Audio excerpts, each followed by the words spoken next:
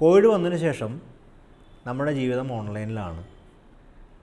ഓൺലൈനിലാണെന്ന് പറയുമ്പോൾ നമ്മുടെ വിദ്യാഭ്യാസമൊക്കെ ഓൺലൈനിലായെന്ന് മാത്രമല്ല, നമ്മുടെ ഈ കൊമേഴ്ഷ്യൽ ലൈഫ് നമ്മുടെ ഓൺലൈനിലായി. കൊമേഴ്ഷ്യൽ ലൈഫ് എന്ന് പറഞ്ഞാൽ നമ്മുടെ പലതരത്തിലുള്ള വാങ്ങലും വിൽപ്പനയും ഒക്കെ തന്നെ ഓൺലൈൻ വഴിയാണ്. ഇപ്പോൾ നമുക്കത് നമ്മുടെ ലാപ്ടോപ്പ് നമ്മൾ വിൽക്കണമെന്നുണ്ടെങ്കിൽ നമ്മളിവിടെ എക്സ്ചേഞ്ച് പ്രൂവ് നമ്മൾ പോയി നമ്മുടെ തൊട്ടടുത്ത കടക്കാരോട് എക്സ്ചേഞ്ച് കൊടുക്കലും അവർ കൊടുക്കല്ല, നമ്മൾ OLX കയറി അത് വിൽക്കാൻ നോക്കുന്നു. അതുപോലെ നമുക്ക് എന്തെങ്കിലും വാങ്ങണം, നമ്മുടെ ഏറ്റവും കൂടുതൽ വാങ്ങുന്ന, ഇപ്പോൾ നമ്മൾ ഒരുപക്ഷെ ഏറ്റവും കൂടുതൽ വാങ്ങുന്നത് മിഡിൽ ക്ലാസ് മുകളിലുള്ള ആൾക്കാരെ പറയുന്നത്, മിഡിൽ ക്ലാസ് ഏറ്റവും കൂടുതൽ ഇലക്ട്രോണിക് എക്യുപ്മെൻറ്റ്സ് ആണ്. നമുക്ക് ഇടയ്ക്കിടെ മൊബൈൽ പുതിയത് വാങ്ങാൻ തോന്നും, നമുക്ക് ഇയർഫോൺ പുതിയത് മാറ്റം തോന്നും. കുറച്ച് കാലം കൊണ്ട് നമ്മുടെ ഇയർഫോൺ എന്ന് പറഞ്ഞാൽ നമുക്ക് നമ്മുടെ ഒരു കഴുത്തിൻ്റെ ഇയർഫോൺ, ഇപ്പോൾ അത് മാറി വേറെ തന്നെ ഇയർഫോൺ വന്നു കഴിഞ്ഞു. അപ്പോൾ ചെറുപ്പക്കാർ കുട്ടികൾക്കെല്ലാം ആ ഇയർഫോൺ പറയും. അപ്പോൾ നമ്മളത് ഓൺലൈനാണ് കമ്പയർ ചെയ്ത് വാങ്ങാൻ പറ്റുന്നത്. അപ്പോൾ തൊട്ടപ്പുറത്ത് ഇലക്ട്രോണിക് ഷോപ്പിൽ പോയി ഇത് വാങ്ങുന്ന സ്ഥിതി നമ്മൾ വളരെ തുലം കുറച്ചിരിക്കുന്നു. പോകുന്നില്ല എന്നുള്ളതല്ല, പോകുന്നുണ്ട്. കാര്യം നമുക്കറിയാം, നമുക്ക് അങ്ങനെ ഇലക്ട്രോണിക് ഷോപ്പുകൾ ധാരാളം വരുന്നുണ്ട്, ഇല്ലയെന്ന് ഞാൻ പറയുന്നില്ല. പക്ഷേ വലിയൊരു പർച്ചേസ് നമ്മൾ ഓൺലൈനിലേക്ക് ഷിഫ്റ്റ് ചെയ്തിട്ടുണ്ട്. ഇത് മാത്രമല്ല, നമ്മുടെ ഷർട്ട്, നമ്മുടെ ഇതുപോലെ അങ്ങനെയുള്ള വസ്ത്രങ്ങളുടെ പർച്ചേസ് മുഴുവൻ നമ്മൾ ഓൺലൈനിലേക്ക് മാറ്റിയിരിക്കുന്നു. അപ്പോൾ നമുക്ക് കമ്പയർ ചെയ്യാൻ, വ്യത്യസ്തങ്ങൾ നോക്കാം, അങ്ങനെ തരത്തിലുള്ള കൊണ്ടായിരിക്കാം. അപ്പോൾ അതിൻ്റെ ഓപ്ഷൻസും ഓപ്പർച്യൂണിറ്റീസ് അതിൻ്റെ അകത്തുണ്ട് എന്നുള്ള അർത്ഥത്തിലാണ് പോകുന്നത്. ഇതിലേറ്റവും കൂടുതൽ വലിയ ഷെയർ അതതിൻ്റെ അകത്ത് നമ്മളിപ്പോൾ പല ഓൺലൈൻ നമുക്കറിയാം, പല ഓൺലൈൻ മാർട്ടുകളുണ്ട്, അല്ലെങ്കിൽ ഓൺലൈൻ കൊമേഴ്സ് സൈറ്റുകളുണ്ട്. ഇതിലേറ്റവും കൂടുതൽ സ്വാധീനം ചെലുത്തിയിട്ടുള്ളത് ആമസോണാണ്. നമുക്കെല്ലാവർക്കും ആമസോണിലാണ് വാങ്ങുന്നത് മുഴുവൻ. നമ്മൾ ഇലക്ട്രോണിക് എക്യുപ്മെൻറ്റ് വാങ്ങുന്നത്, ഷർട്ട് വാങ്ങുന്നത്, എന്തിനു പറയുന്നു, നമ്മുടെ നമ്മൾക്കുള്ള ഇങ്ങനെയുള്ള പെയിൻറ്റിങ്ങൾ പോലെ, സാധാരണ പെയിൻറ്റിങ്ങൾ, വീട്ടിൽ വയ്ക്കാനുള്ള ചെറിയ ഫർണിച്ചേഴ്സ് പലതും നമ്മൾ ഓൺലൈനിൽ പോയാൽ വാങ്ങുന്നത്. കാരണം നമുക്ക് അതാണ് ശരിയായ മാർഗ്ഗമായി തോന്നുന്നു. അതുപോലെ തന്നെ നമ്മൾ പുസ്തകങ്ങൾ വാങ്ങുന്നത്. ഇപ്പോൾ ഞാൻ പുസ്തകം വാങ്ങുന്നതിൽ പലപ്പോഴും ഓൺലൈനിലേക്ക് പോകുന്നു. ഉദാഹരണം ഞാൻ പറയാം. എടുത്ത കാലത്ത് ജ്യോതിർമയ ശർമ്മയുടെ ഗാന്ധിയെക്കുറിച്ചൊരു പുസ്തകം ഈ അടുത്ത കാലത്ത് ഇറങ്ങി. ഇത് എൻ്റെ നാട്ടിലെ ഞാൻ സ്ഥിരമായി പുസ്തകം വാങ്ങുന്ന ഷോപ്പിൽ ഈ പുസ്തകം വന്ന് വരെ എനിക്ക് ലഭിച്ചു. അതേസമയം ഓൺലൈനിലും ഈ പുസ്തകം കാണുന്നു. വില നോക്കുന്ന സമയത്ത് താരതമ്യേന വലിയൊരു വില വ്യത്യാസമുണ്ട്. കാര്യം അവർക്ക് അഫോർഡ് ചെയ്യാൻ പറ്റുന്നൊരു ഡിസ്കൗണ്ട് ഉണ്ട് എനിക്ക് സ്ഥിരമായി തരുന്നത്. പക്ഷേ അതിനേക്കാളും വലിയ ഡിസ്കൗണ്ട് ആമസോണിൽ തരാൻ പറ്റും. കാര്യം അവർ സെല്ലേഴ്സായിട്ടുള്ള ഒരു എഗ്രിമെൻറ്റ്, ബൾക്ക് പർച്ചേസ്, അങ്ങനെ പല അതിൻ്റെ കൊമേഴ്ഷ്യൽ ക്യാപിറ്റലിൻ്റെ രീതിയാണ്. കാര്യം അവർ കൂടുതൽ യൂസേഴ്സ് വേണം. വരുന്ന സമയത്ത് പരസ്യം വിറ്റവർ നമ്മുടെ ഡാറ്റ നമ്മൾ സ്വരൂപിച്ചുകൊണ്ട് ആ ഡാറ്റ മറിച്ച് വിറ്റുകൊണ്ടൊക്കെ തന്നെ അവരുടെ ബിസിനസ് വ്യാപിക്കുന്നുണ്ട്. അപ്പോൾ പലതരത്തിലുള്ള പ്രോഫിറ്റ് മാനേജ്മെൻറ്റാണ്, പലതരത്തിലുള്ള ബിസിനസ് മാനേജ്മെൻറ്റ്, പലതരത്തിലുള്ള മാനേജ്മെൻറ്റാണ് ആമസോൺ പയറ്റുന്നത്. നമ്മുടെ സാധാരണ കടക്കാർക്ക് അതില്ല. അവിടെ ഒറ്റ ബിസിനസ്സുള്ളൂ, പുസ്തകം വന്ന് വാങ്ങുക, പുസ്തകം തരിക, പുസ്തകമാണ് അതിൻ്റെ അകത്തുള്ളത്. അപ്പോൾ ഇവിടെ അങ്ങനെയല്ല. ഇവിടെ ഈ നിലയ്ക്കുള്ള പുസ്തകം എന്ന് പറഞ്ഞാൽ നമ്മളൊരു അവസരം നമ്മൾ ഡാറ്റ ഉൽപ്പാദകരാണ്. ഡാറ്റ ആമസോണിന് വേണ്ടി പ്രൊഡ്യൂസ് ചെയ്യുന്നത്. ഈ ഡാറ്റ അവർക്ക് പല ആവശ്യങ്ങൾ ഉപയോഗിക്കാം. നമുക്കറിയാം, നമ്മൾ സെർച്ച് ചെയ്താൽ ഈ ഡാറ്റ വെച്ചുകൊണ്ട് അവർ നമുക്ക് എന്തൊക്കെ കാണിച്ചു തരും. നമുക്ക് പുസ്തകം മാത്രമല്ല, ലാപ്ടോപ്പ്, പല വ്യത്യസ്ത മേഖലകൾ നമ്മൾ ആകർഷിപ്പിക്കും, നമ്മളെ ടെംപ്റ്റ് ചെയ്യും.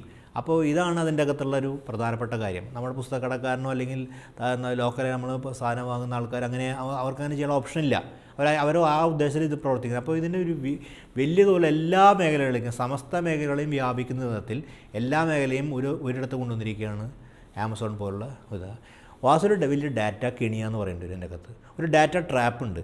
നമ്മൾ ഡാറ്റ വെച്ച് നമ്മൾ ഡാറ്റ ഉൽപ്പാദനമാണ്. അപ്പോൾ വാസ്തവത്തിൽ നമ്മളിൽ നിന്ന് ആമസോണിന് സാധനം വാങ്ങുന്നതല്ല, ആമസോൺ എന്നുള്ള ഫേസ്ബുക്ക് പോലെ നമ്മൾ ആമസോൺ ഡാറ്റ പ്രൊഡ്യൂസ് ചെയ്യുന്നുണ്ട്. അപ്പോൾ വാസ്തവം നമ്മൾ ഡാറ്റ പ്രൊഡ്യൂസ് ചെയ്യുന്നുണ്ട്, ആമസോണിന് ഡാറ്റ പ്രൊഡ്യൂസ് ചെയ്യുന്ന ആ ഡാറ്റ അവർ വേലത്തിൽ ഉപയോഗിക്കുന്നുണ്ട്. രണ്ട്, അവർക്ക് അവരുടെ കൺസ്യൂമറും കൂടിയാണ്. അപ്പോൾ വാസ്തവം അവർക്ക് വേണ്ടി പ്രൊഡ്യൂസ് ചെയ്യുന്ന ഡാറ്റ അവർ ഉപയോഗിക്കുന്നു, നമ്മൾ ആ ഡാറ്റ ഉപയോഗിച്ചാൽ കൺസ്യൂം ചെയ്യുന്നത്. അപ്പോൾ ഈ തരത്തിൽ പുതിയൊരു കോളനി സ്വഭാവമാണ് ആമസോൺ ഇത് കൊണ്ടുവരുന്നിട്ടുള്ളത്. അപ്പോൾ ഇതിൻ്റെ ഭാഗം എന്ത് സംഭവിച്ചിട്ടുണ്ടെങ്കിൽ ആമസോൺ മാത്രമല്ല, ആമസോൺ ആ നിലയ്ക്ക് അതിൻ്റെ ഒരു തൊഴിൽ രഹിത ഇപ്പോൾ വരാൻ പോകുന്ന ഒരു കാലത്തെക്കുറിച്ച് അവർ പറയുന്നുണ്ട് ആമസോണിൽ. ഇനി അതിൻ്റെ അകത്ത് ആ തൊഴിലാളികൾ ആവശ്യമില്ലാത്ത തരത്തിലുള്ള ഒരു കംപ്ലീറ്റ് മാറിയാൽ ഹൈലി റോബോട്ടിക്കൽ, ഹൈലി ഓട്ടോമേറ്റഡ് സംവിധാനത്തിലേക്ക് പോവുകയാണ്. ഓട്ടോമേറ്റഡ് സംവിധാനം അത് എൻജോയ് ചെയ്യും, അത് ആസ്വദിക്കുന്ന ആൾക്കാരുടെ കാര്യം. ചില കാര്യം എളുപ്പത്തിലാവുന്നുണ്ട്, ചില ഫെസിലിറ്റേഷൻ നടക്കുന്നുണ്ട്. അപ്പം നമ്മൾ അത്ര ഓട്ടോമേഷൻ വലുതിൽ നമ്മൾ സ്വീകരിക്കുന്ന ആൾക്കാരാണ്. ആ ഓട്ടോമേഷനിലേക്കാണ് ആമസോൺ മെല്ലെ മാറിക്കൊണ്ടിരിക്കുന്നത്. അപ്പോൾ തൊഴിലാളികളുടെ ആവശ്യം ഉണ്ടാവില്ല.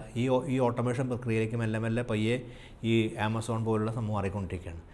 ഈ പണം അവർ സമാഹരിക്കുന്നുണ്ട്. ഇപ്പോൾ ജെഫ് ബെസോസാണ് നമുക്കറിയാം ആമസോണിൻ്റെ തലപ്പത്തിരിക്കുന്നത്. ജെഫ് ബെസോസ് സ്പേസ് കോളനിയിരിക്കാൻ പോകുന്ന ആളാണ്.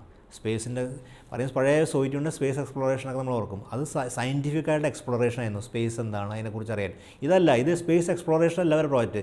സ്പേസിനെ എങ്ങനെ ഇൻഹാബിറ്റ് ചെയ്യാം, എങ്ങനെ കോളനി ആക്കി മാറ്റാം, ആര് കോളനി ആക്കാം.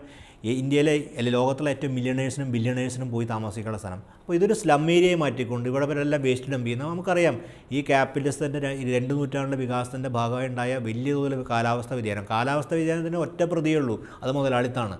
ആ മുതലാളിത്തത്തിന് 2-3 നൂറ്റാണ്ട് മുതലാളിത്തം ഉണ്ടാക്കിയ മുന്നേറ്റങ്ങളുടെ അവസ്ഥയാണ് നമ്മൾ കാണുന്ന കാലാവസ്ഥാ വ്യതിയാനം. അത് തിരിച്ചറിയാൻ നമ്മൾ അതേ മുതലാളിത്ത വികസന പാത നമ്മൾ പിന്തുടരുന്നുള്ള നമ്മുടെ ഗതികേട്. ആ മുതലാളിത്ത വികസന പാത പിന്തുടരുന്നതിൻ്റെ ഫലമാണ് നമ്മൾ കാണുന്ന ഈ കാലാവസ്ഥ.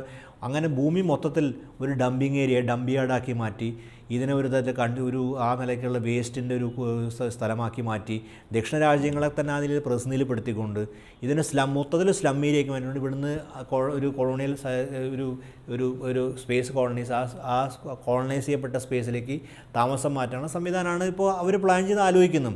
അതിനെ പലരും എലിയോൺ മസ്കും ആമസോണിൻ്റെ ജെഫ് ബെസോസൊക്കെ നല്ല രീതിയിൽ പറയുമായിരിക്കും. പക്ഷേ വാസ്തവത്തിൻ്റെ ഫലം എന്ന് പറയുന്നത് സ്പേസ് കോളനീകരണമാണ്.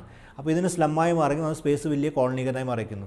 ഇതിലേക്കുള്ള വാസ്തവം പറഞ്ഞാൽ ഇതിലേക്കുള്ള ഒരു സമ്പത്താണ് നമ്മൾ മുതൽ കൂട്ടുന്നത്. ഈ സമ്പത്തിലേക്ക് നമ്മൾ കോൺട്രിബ്യൂട്ട് ചെയ്യേണ്ടിയിരിക്കുന്നത്. അപ്പോൾ അതിൻ്റെ രണ്ടും നല്ലൊരു പ്രത്യാഘാതം അതിൻ്റെ അകത്തുണ്ട്. ഒന്ന് ഇതിൻ്റെ പാരിസ്ഥിതികമായ പ്രത്യാഘാതങ്ങൾ, ഞാൻ പറഞ്ഞ പോലെ പാരിസ്ഥിതിക പ്രത്യാഘാതം ഉണ്ടാക്കുന്നത്. 2, ഇത് നമ്മുടെ ആവാസസ്ഥലം, നമ്മുടെ ജീവിത സമ്പദ് വ്യവസ്ഥനെ തകർക്കപ്പെടുന്നുണ്ട്. നമ്മുടെ ജീവിത സമ്പദ് വ്യവസ്ഥ തകർക്കപ്പെടുന്ന നമ്മുടെ വളരെ തരത്തിലുള്ള ഈ ഉൽപ്പാദകരും അത് വിതരണം ചെയ്യുന്ന ആൾക്കാരെ ബന്ധപ്പെട്ട കാര്യങ്ങൾ ഇവർ മുഴുവൻ ആ നിലയ്ക്ക് ഇല്ലാതായിക്കൊണ്ടിരിക്കുകയാണ്.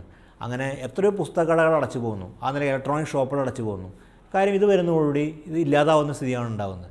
അപ്പോൾ ഇതിനൊക്കെ തന്നെ ആക്കം കൂട്ടുന്ന വിധത്തിൽ ആണ് ഈ കോമേഴ്സ് സൈറ്റിൽ പ്രവർത്തിച്ചുകൊണ്ടിരിക്കുന്നത്. കോമേഴ്സ് സൈറ്റിൽ ഏറ്റവും വമ്പനെന്ന് വിളിക്കുന്നതും എല്ലാ കോമേഴ്സ് സൈറ്റുകളും എന്താ പറയുക, വിഴുങ്ങുന്ന രീതിയിലാണ് ഇത് വാങ്ങുന്നത്. നമുക്കറിയാം, ഇപ്പോൾ ഉദാഹരണത്തിന് പലതരത്തിലുള്ള കോമേഴ്സ് സൈറ്റ് ഇവർ വാങ്ങുന്നത് എക്വയർ ചെയ്യുന്നതിൻ്റെ കീഴ്പ്പെടുത്തി കഴിഞ്ഞാൽ അത് അതിൻ്റെ ഭാഗത്ത് അതിന് കിട്ടുകയാണ്. ബെസോസ് തന്നെ പറയുന്ന കാര്യമുണ്ട്. ഇപ്പോൾ ഉദാഹരണത്തിന് ആമസോൺ പ്രൈം, ഇതുപോലെ ഇവർക്ക് പല ഔട്ട്ലെറ്റും ഉണ്ട്. നമുക്ക് ആമസോൺ പ്രൈം സിനിമയുണ്ട്, OTT ഉണ്ട്, പല പ്ലാറ്റ്ഫോമുണ്ട്. അപ്പോൾ ഒരു ഓസ്കാറിൻ്റെ ഒരു സിനിമ ശ്രദ്ധ കിട്ടി ആമസോൺ പ്രൈമിൽ വരും, അല്ലെങ്കിൽ പുതിയൊരു മലയാള സിനിമ റിലീസാകുമ്പോൾ ആ സിനിമ നമ്മൾ കാണാൻ പോകുന്ന സമയത്ത് ആ സിനിമ മാത്രമാണ് ആമസോണിലേക്ക് നമുക്ക് എക്സ്റ്റൻഷൻ കിട്ടുന്നുണ്ട്. ചില ആമസോൺ അത് കാണുന്നവരെ നമുക്ക് ചില ടെംപ്റ്റിംഗ് ആയിട്ടുള്ള ചില പരസ്യങ്ങൾ വരുന്നുണ്ട്, നമ്മൾ അതുവഴി വാങ്ങും. അപ്പോൾ അയാൾ തന്നെ തമാശ പറയുന്നത്, ഒരു സിനിമ ഇറങ്ങുകയാണെങ്കിൽ അത്രയും ഷോസ് സെയിലാവും എന്നാണ് പറയുന്നത്. പുതിയ സിനിമ ഇറങ്ങുന്ന പുതിയ സിനിമ കാണുമ്പോൾ ഇത്രയധികം ഷോസ് സെയിലാവുന്ന അയാൾ ഒരു ഇൻ്റർവ്യൂവിൽ പറയുന്നുണ്ട്. അപ്പോൾ ഈ നിലയ്ക്കാണ് ബണ്ടിൽ ചെയ്യപ്പെടുന്നത് ഈ പ്രോജക്റ്റ് മുഴുവൻ. ഇത് മുഴുവൻ ഇവരുടെ പല സർവീസുകളും ബണ്ടിൽ ചെയ്യപ്പെടുന്നത്. അപ്പോൾ ഇതിന് നമുക്കറിയാം, ആമസോൺ തന്നെ പുതിയ ബാങ്കിങ് സ്കീം പോലെ EMI ഇപ്പോൾ വരുന്നത്. നാളെ ബിറ്റ്കോയിനും വരും, ബിറ്റ്കോയിൻ സംവിധാനത്തിൻ്റെ ഭാഗമായിട്ട് വരും. അപ്പോൾ ഇവർ തന്നെ EMI സംവിധാനം ഇപ്പോൾ തന്നെ പറയാം, ആമസോൺ EMI പോലെ പ്രൊവിഷൻ കൊണ്ടുവരുന്നുണ്ട് വാങ്ങാൻ. അപ്പോൾ വാങ്ങാൻ പ്രേരിപ്പിക്കും, അങ്ങനെ സമ്പത്ത് മുതൽക്കൂട്ടി ഒരു തരത്തിൽ നമ്മളതിൻ്റെ ഭാഗമായിട്ടൊരു സ്ലേവായി മാറുന്നുണ്ട് ഈ ആമസോണിൻ്റെ ഭാഗത്തിൽ. ആമസോണിൻ്റെയും പ്രവർത്തനങ്ങളുടെ ഒരു തരത്തിലൊരു ഈ വലിയ കോമേഴ്സ് സൈറ്റിൻ്റെ പ്രവർത്തനമാണ്. അപ്പോൾ നമുക്കറിയാം, നമ്മൾ പല ആൾക്കാരും രാവിലെ തന്നെ കോമേഴ്സ് സൈറ്റിനോട് വ്യവഹരിക്കാൻ താല്പര്യം, ഒരു ഷോപ്പിംഗ് ഫീലിംഗ് ഒരു ഉണ്ടാക്കുന്നുണ്ട്. എന്താ പറയുക, വളരെ ഭാഗ്യവശാൽ വെർച്വൽ എക്സ്പീരിയൻസിലേക്ക് പോയിട്ടില്ല. ഇന്നല്ലെങ്കിൽ നാളെ വെർച്വൽ എക്സ്പീരിയൻസിലേക്ക് മാറുന്ന ഉറപ്പാണ്. കാര്യം ആക്ച്വൽ ഷോപ്പിംഗ് ഒരു ഫീലിംഗ് ഉണ്ടാക്കാൻ സാധിക്കും. കാര്യം നമുക്ക് പോയി ഒരു കടയിലൊക്കെ പോയി നമ്മൾ എടുക്കുന്ന പോലെ, വലിയ ഹൈപ്പർ മാർക്കറ്റ് പോകുന്ന പോലെ നമുക്കൊരു ഫീല് 4 വെർച്വൽ സ്പേസിലേക്ക് ഒരു മാറാൻ സാധിക്കും. കാര്യം ആ നിലയ്ക്ക് ഒരു മൾട്ടിമീഡിയ സ്പേസ് വരികയും കൂടുതൽ എന്താ പറയുക 5Gയിലും ഒക്കെ മാറുന്നതോടെ വെർച്വൽ സ്പേസിലേക്ക് മാറുകയും ഒരു വെർച്വൽ ഷോപ്പിംഗ് അന്തരീക്ഷം ഒരു പ്രദാനം ചെയ്യാൻ സാധ്യതയുണ്ട്. അത് നമ്മൾ കൂടുതൽ ഇതിലേക്ക് ടെംപ്റ്റ് ചെയ്യും. ഇതിൻ്റെ അകത്ത് പലതരത്തെ ഓപ്ഷൻ ലഭിക്കുന്നു, പലതരത്തെ കാണാൻ നമുക്ക് പരിശോധിക്കാനും ഒരു വെർച്വൽ ഫീൽ നമുക്ക് കിട്ടും. ഇതുണ്ടാക്കുന്ന വാസന ഇതൊക്കെ നമ്മളെ കൊണ്ട് ഡാറ്റ ഉൽപ്പാദിപ്പിക്കും, ഡാറ്റ വിൽക്കുകയും ആ സാധനം കൺസ്യൂം ചെയ്യിപ്പിക്കുന്ന തരത്തിലൊരു ഡബിൾ പ്രോസസ്സ് ഇതിൻ്റെ അകത്ത് നടക്കുന്നുണ്ട്. ഈ രണ്ട് പ്രക്രിയയുടെ ഭാഗമായിട്ട് നമ്മൾ എൻസ്ലേവ് ചെയ്യപ്പെടുക, ഒരു അടിമയെ മാറുന്നുണ്ട് ഈ ആമസോണിൻ്റെ. ഇതിൻ്റെ ആമസോൺ മാത്രമല്ല, കോമേഴ്സ് സൈറ്റുകളുടെ നമ്മൾക്ക് രാവിലെ മുതൽ വൈകുന്നേരം ഇത് കാണുകയും നമുക്ക് നോക്കുകയും ഇതിൻ്റെ അകത്ത് സാധനം വാങ്ങാനൊക്കെ തോന്നുക, പലതരത്തിലുള്ള കാര്യം തോന്നുക. അങ്ങനെ നമ്മൾ അറിയാതെ തന്നെ കൺസ്യൂമേഴ്സായി മാറുക. ചിലപ്പോൾ നമ്മൾ എല്ലാ സമയത്ത് വാങ്ങാതിരിക്കുകയും നീട്ടിവെക്കുകയും ചെയ്യുന്ന സാധനമൊക്കെ നമ്മൾ ഉടനെ വാങ്ങുന്നതിന് കാരണം ഇതാണ്, പുതിയ പ്രോഡക്റ്റ് കാണുന്നു, അപ്പോൾ നമുക്ക് തോന്നുന്നു അതിലൊരു EMI സ്കീം കിട്ടും, നമ്മൾ അത് ശരിയെന്ന് നോക്കുന്നു. ഇതിലേക്ക് എല്ലാവരെയും ബാധിക്കുന്ന തരത്തിൽ വലിയൊരു കോളനൈസേഷൻ പ്രക്രിയയും കൂടി ഇതിനകത്ത് നടക്കുന്നുള്ളതാണ് ഏറ്റവും. ഇതിനോടൊരു ചെറുത്തുനിൽപ്പിൻ്റെ ആവശ്യം ഏതൊക്കെ എന്നുള്ളത് വ്യക്തിഗതമായ ചെറുത്തുനിൽപ്പ് മാത്രമല്ല, നമ്മുടെ കൺസ്യൂമേഴ്സിനെ കുറിച്ചുള്ളൊരു പുതിയൊരു ധാരണയോടുകൂടി ഒരു പുതിയ കാഴ്ചപ്പാട് നമ്മൾ വികസിക്കേണ്ടതിൽ പ്രധാന. പക്ഷേ നിർഭാഗ്യവശാൽ നമ്മൾ അത്തരമൊരു എഡ്യൂക്കേഷൻ പ്രോസസ്സിലൂടെ അല്ല കടന്നു പോകുന്നത്. ഈ പ്രോസസ്സ് വളരെ ശരിയാണെന്നും ഈ വികസന പാതയും ഈ മുതലാളിത്ത പാതയും ഈ കൺസ്യൂമറിസ്റ്റ് പാതയും ശരിയാണെന്നും അതാണ് ഏറ്റവും ആകർഷകമെന്നും എന്ന് വിശ്വസിക്കുന്ന ഒരു രീതിയിലാണ് നമ്മൾ ജീവിക്കുന്നുള്ളതാണ്. അപ്പോൾ അത്തരം എഡ്യൂക്കേഷണൽ പ്രോസസ്സ് ഇല്ലാത്ത ലോകത്താണ് ഉള്ളതാണ് ഇതിൻ്റെ അകത്തൊരു വലിയ ഗതികേട്.